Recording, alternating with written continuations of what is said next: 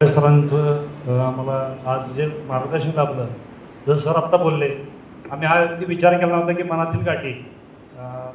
आता याच्यावर एक अनुभव सांगतो मी की मी स्वतः फूडी आहे, असं बऱ्याच जणांना माहिती आहे. मी कधी समजलं की नाही मला आज गुलाबजाम खायचं आहे सर, आणि मी दिवसभर जर त्याचं ग्रास्पिंग केलं तर संध्याकाळी मला गुलाबजाम खायला मिळतो.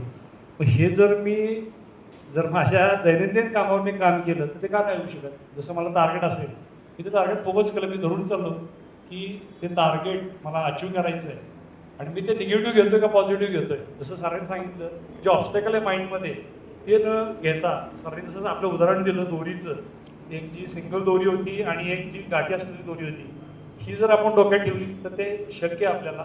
आणि जसं सरांनी सांगितलं की प्रयत्न करायचं आहे, म्हणजे जर त्या कामामध्ये गोडी आणली आपण, ते ऑटोमॅटिकली ते काम अशक्य आहे ते शक्य होऊ शकतं.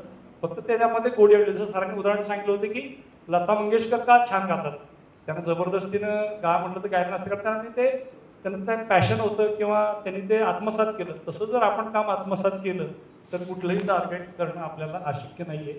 आणि सर थँक्यू, आम्हाला आमचे थोडेसे हे आय ओपनर सेशन होता, आणि हा आम्हाला असं काय मिळालं सर, थँक्यू व्हेरी मच.